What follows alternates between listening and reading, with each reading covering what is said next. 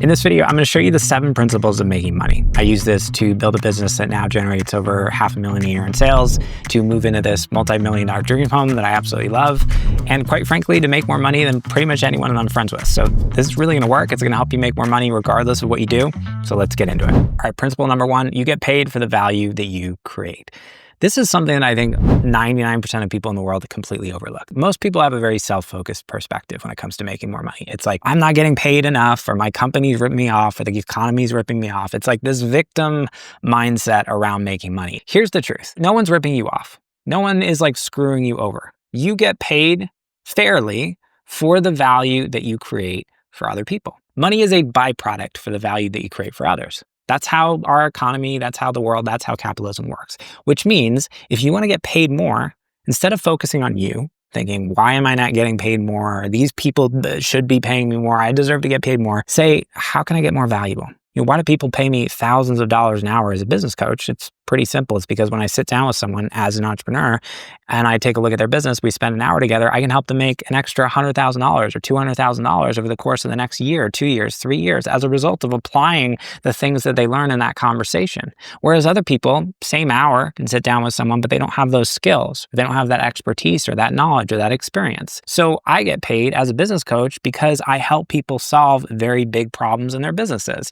And if you want to get paid more, the simplest way to do it, you want to make more money, is just to look at how can I become more valuable to others? Why do heart surgeons get paid so much more than general practitioners? Well, it's because if you're a heart surgeon, you are solving a bigger problem. Someone comes to you, they have a problem with their heart, they're screwed if they don't fix that, right? Versus if you have a cold and you go to a GP, it's like, whatever, I could get meds, I cannot get meds, it's probably not going to change my life. So GPs get paid because they solve small problems, and heart surgeons get paid a lot more because they solve bigger problems for people, more urgent problems, problems that have consequences if those problems are not solved. So one of the most helpful things you can do if you want to make more money is to shift your focus from you, shift your focus to other people, and ask yourself, how can I become more valuable? How can I solve bigger problems? How can I help people with my skills, or develop the skills that I need to help people solve bigger problems in their lives?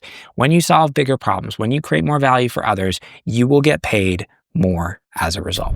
That brings us to the second principle of making more money, which is you cannot have what you hate. This is one of the biggest things on a deeper level that actually stops people from making money. Like most people, if you ask them, do you want to make more money? Most people are going to say yes. But why are so many people broke? It's not because they don't want more money. It's because on some level they want more money, but on a deeper level, oftentimes they have limiting beliefs, ideas, perspectives, stories that they're telling themselves about what it means to make more money that basically equate having more money with pain. For example, if you grew up in a family where maybe you made a certain level of money, there wasn't a lot of money around, and you guys really bonded and connected on this idea of like, we're kind of scrappy and we're like, we make ends meet the best way we can. And maybe you felt love and a sense of connection because of that. And now you want to make more money, but your subconscious mind has this belief that making more money means that you're not going to get love from your family anymore because you're going to be in a different income class, which means all of that sense of connection that you had that was formed from being poor growing up is no longer there. That's going to be a block that's going to hold you back from making more money. Or I see this often, people have certain friend groups where it's like a lot of your connection is formed from like complaining about the economy or complaining about how things are tight. And it's like, well, I'm afraid that if I start making more money, then what are we going to have to talk about anymore? Or are they going to judge me? Or what are people going to think of me? All of these stories and beliefs that we have, oftentimes, they're the things that are holding you back from making more money. If you have an idea, for example, that rich people are greedy, this is something that often comes up a lot. You see like most of the documentaries out there in the world, you go on Netflix, most of the stuff that you see is about super rich people who are taking advantage of other people and scamming people. And so we're constantly being fed this barrage of stories and information that basically help create these beliefs in our minds that being rich is a bad thing. Here's the truth. I know a lot of rich people. I'm friends with a lot of rich people. I am rich. Honestly, most of the people I know who make a lot of money are the most generous people that I've ever met. They're the people that are so much more likely to give to others. And there are so many examples of super, super rich people out there that are really amazing people. Actually, I think that's the majority. The truth is, there are so many great people out there who are making the world a better place, who are using their wealth to impact the world positively. And so if you have a story that you're telling yourself that being rich is a bad thing, on some level, you feel that making more money is going to bring you more pain, your subconscious mind will protect you from it by blocking it. You will literally be cut off from more opportunities. It's like I describe it almost like you got the one foot on the gas pedal and one foot on the brake in terms of making more money. This is what happens when you got these limiting beliefs and stories. This is one of the reasons why it's so helpful to work with a coach or a mentor or someone who can actually help you uncover these things, because sometimes they're tricky. But once you become aware of these stories, you can shift them,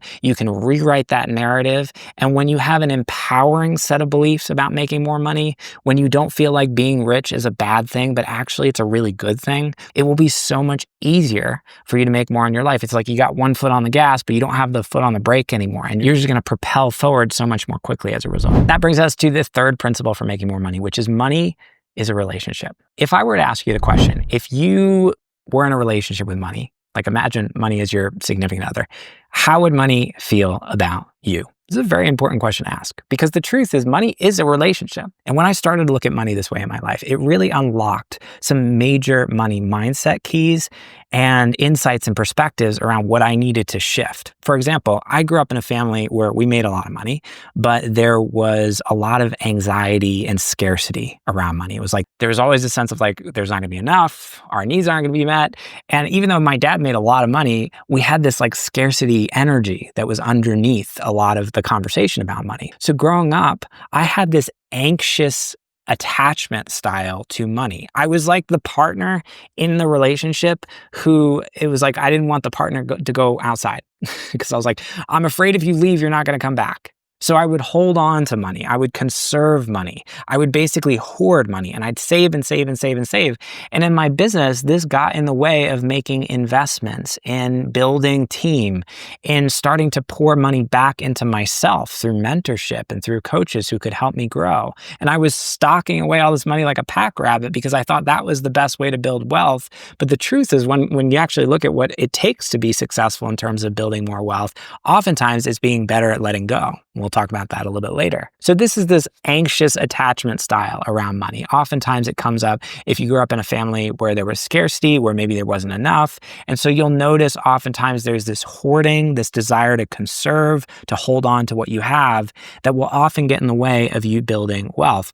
On the other hand, we have the avoidant attachment style. This is something that often comes up quite a bit, where it's like, I don't want to look at money. I'm just going to pretend it doesn't exist and just kind of brush it under the rug.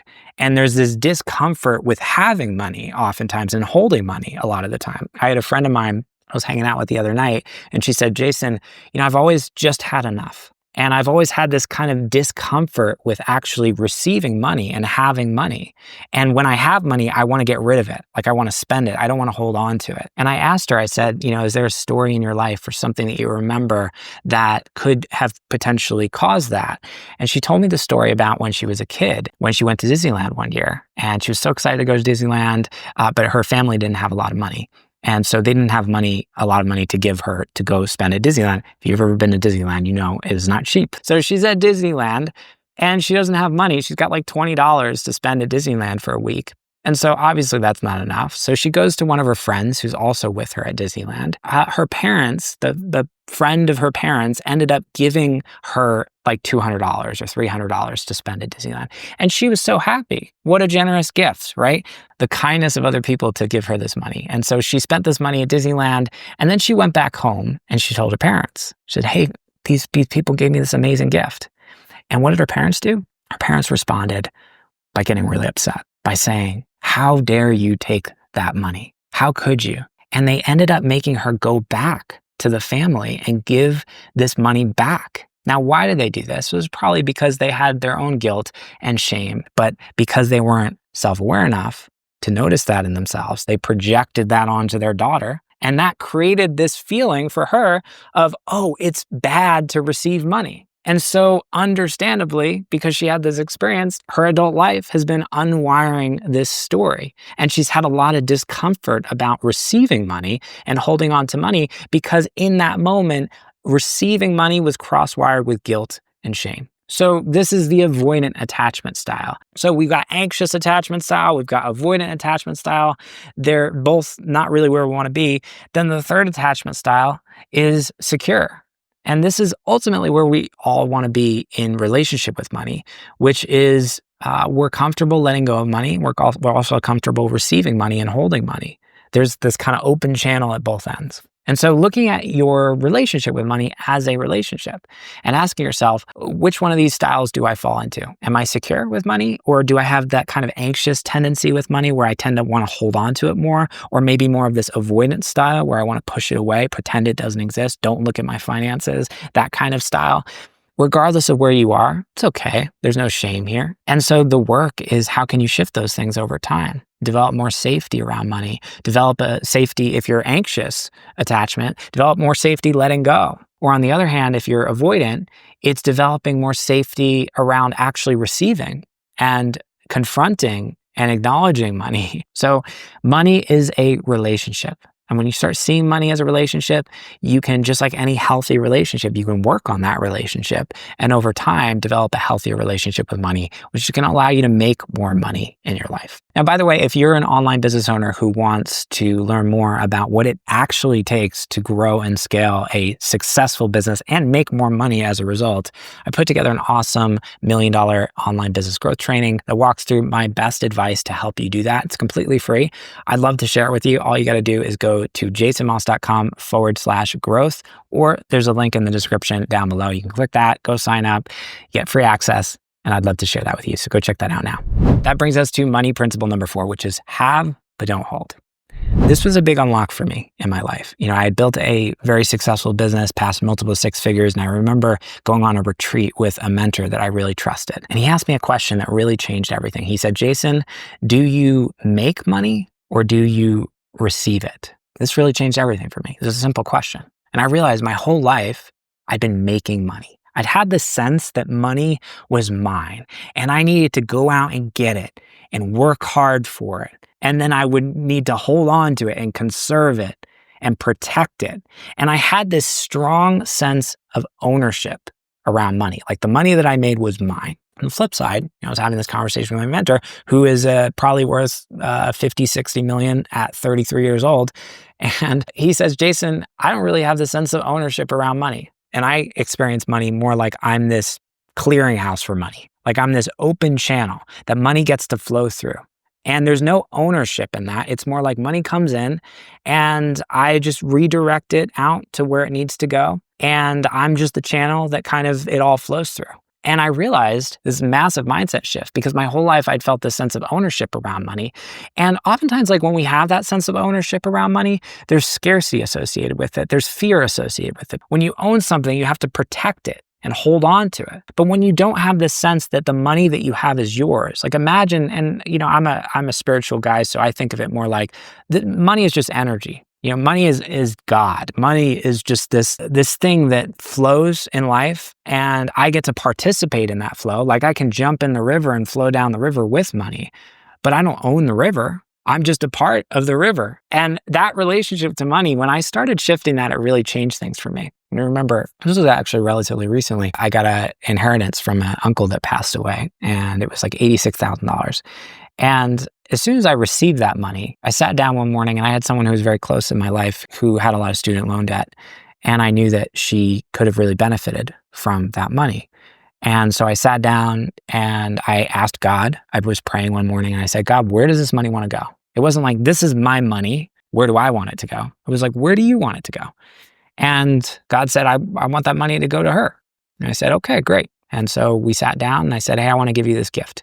And that was it. It was like I was the channel through which money gets to flow. And this has changed everything in my life. It's made it so much easier to receive money because I realize that I don't really have to make it. There's not this sense of like efforting associated with money. So I can do the things that I know I need to do to make more money, but it's not like I feel like I'm like grinding to get it. And on the other hand, it's so much easier for me to actually let go of money because there's just a sense that it's not really mine to begin with. So it's like, where does the money want to go? Okay, it wants to go to team, or it wants to go to ad spend, or it wants to go to this, or it wants to go to that. But there's not this sense of like anxious hoarding and attachment. So to have but not hold is, I think, one of life's greatest lessons. Noticing your relationship with money. Is it more of like something that you're attached to, where it's like, I feel like I hold it, or I'm like owning it? Or is it more of something that you feel like you participate in, a flow where you're just the channel where money gets to flow through? The more that you shift into that mindset and that perspective around money, the more money you will actually make. That brings us to principle number 5, which is wealth is built with a long-term focus. When I look at what has been most successful for me in terms of making more money in my life, building a $500,000 a year coaching business, generating well over 7 figures in sales online, and also helping and mentoring so many entrepreneurs in every niche imaginable, what's been successful for them as well. What I have found is that the entrepreneurs, the people in life who are able to zoom out and make decisions with a much longer term focus are always more successful at building wealth. The truth is, the stuff that's going to make you a lot of money in life is almost never going to make you a lot of money in the short term. For example, in my business, like I invest in creating content like this, and I spend thousands of dollars a month on a team to help me do that.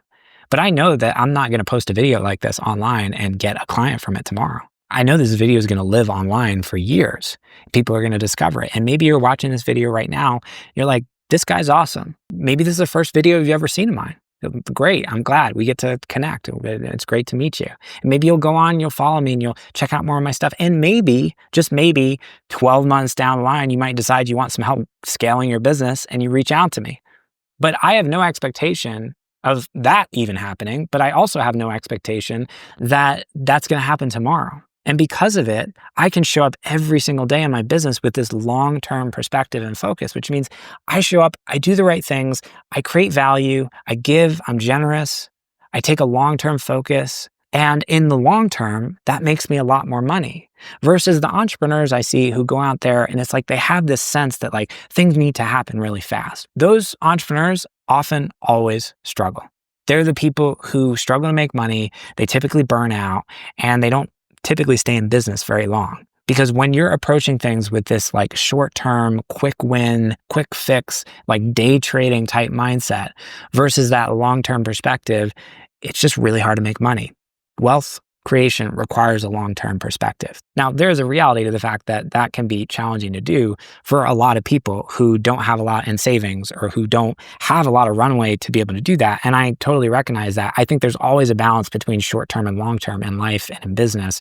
But ideally, you want to get to a place where you can start to zoom out more as you go. So maybe you start with a little bit of a short-term focus, but then you start to zoom out. Or you say, okay, how can I lay the foundations for my own financial stability so that I can make longer-term decisions? Maybe you build an emergency fund. You save some money in the bank so you can start to zoom out in your business or in your life and make more like 6-month time frame decisions instead of like 1 month time frame decisions. And the better you can get at this, the more that you can take a longer term perspective in terms of how you think about money, how you think about generating wealth, the more successful you're going to be. And that brings us to principle number 6, which is more of a business principle, but I think also useful for people who are not running their business, which is that there are only 3 ways to actually make more money in business. Number 1, you get more customers. If you have 10 customers a month right now, or clients a month that sign on board with you, and you want to double your business, you just figure out how to get that to 20. Obvious, right? Number 2, this is the one that most people actually, I don't think about enough, which is you can grow a business and make more money by having the same amount of customers, but you just get them to pay you more. So if you're charging $2,000 for a new client right now, if you double that, $4,000, you can sign the same amount of clients and you can make double the amount of money.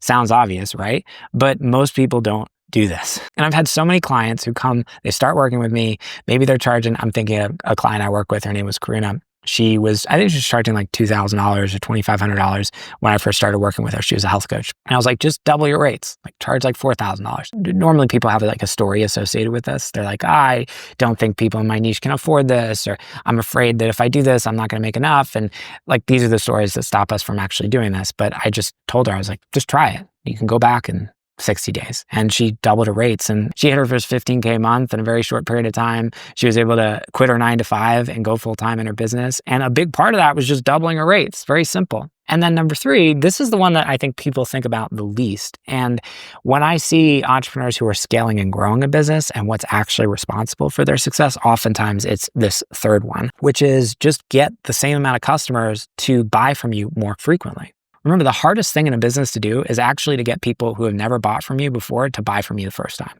That is the single hardest thing to do in a business. Most people out there who are running businesses depend on constantly getting new customers.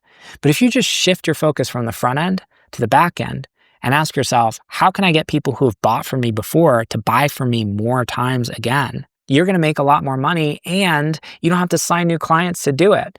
The benefit to this is if we look at what's going on in our world right now, lead costs are going up. It's becoming more expensive to advertise. It's getting harder just to get new customers because it's a more competitive landscape. There's more people in your niche or your industry probably looking for those new clients. But once you actually have that client, just figure out how to get them to buy again. Sell them more stuff. In my business, I text a lot my clients and I just text them offers all the time. I'm like, hey, I've got this new thing or this retreat that we're doing, or how do you feel about renewing for a year? And we could do that up front right here for this.